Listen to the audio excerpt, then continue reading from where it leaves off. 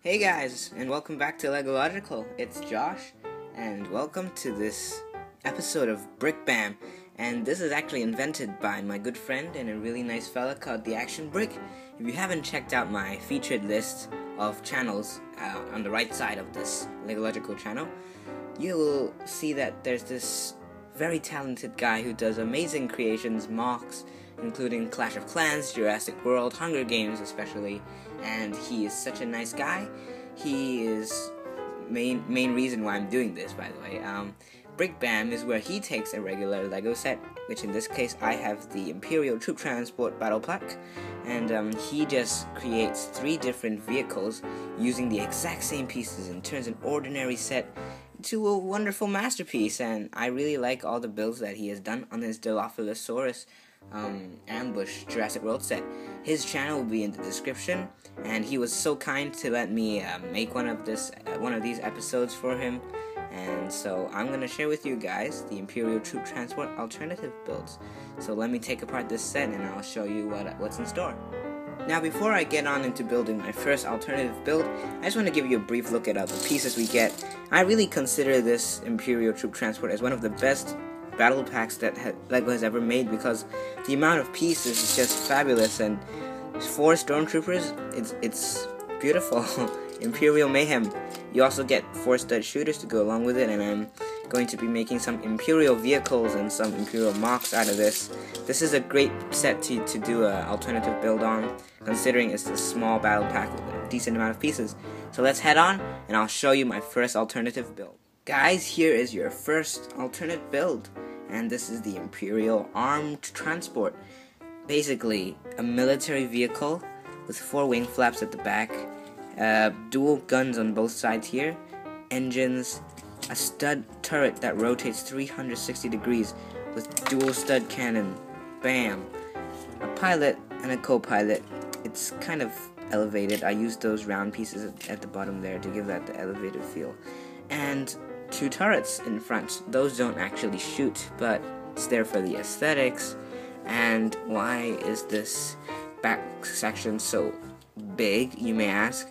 Well, you pull this out and you got yourselves your stud shooters. So basically it carries weapons and stuff for the other troops on the battlefield. Another scout speeder kind of thing, just to zip around like on the battlefield, you know, with the 2 little engines at the back, looking pretty nice. And well, I didn't use all the pieces for the alternate build. I'm not going to use all of the pieces, just going to make good use of what I have and not use any more. I guess that's the aim there. So you just put the stud shooters back in there. There we go. Works nicely. And there is your Imperial Armed Transport. Now let's take a look at the second one. This is the Imperial Outpost, and this is the second alternate build. We have 3 items here. Kind of like a brick wall here to defend the stormtroopers, kind of like some cover for line of fire. We have a satellite tower to relay signals to the fleet, and to it spins, by the way. It's to send transmissions and communicate with the fellow stormtroopers. Basically, this is an outpost, so they have everything. So this is basically communications tower at the back. And we have this thing here, which is kind of like a heavy ammo storage. So as you can see, we have our stud shooters at the back. So that's where the stormtroopers get their weapons for the brick wall there. And we have flick missiles up top. They just killed their own stormtroopers. And a cargo crate, which we can put some stud shooter ammo inside. So it's empty cargo crate. Put stuff in there, equipment for the stormtroopers, and a defense cannon. Basically, all you need to survive a day in the battlefield against the rebellion. 4 stormtroopers, 4 stormtroopers, a communications tower, and a brick wall, basically. I guess that's it for the second build. So, yeah, get a good, nice, long look. Now let's head on into our final alternative build. Last but definitely not the least, we have the Imperial proton cannon. Now this is a really powerful cannon, big gun, and it's on this nice stand here.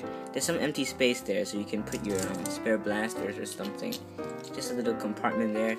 But other than that, it's a huge cannon basically. You see, I used this technique here to make the cannon mouth, so it just goes bam, and then you got your flick fire missiles there. That shot out really well actually.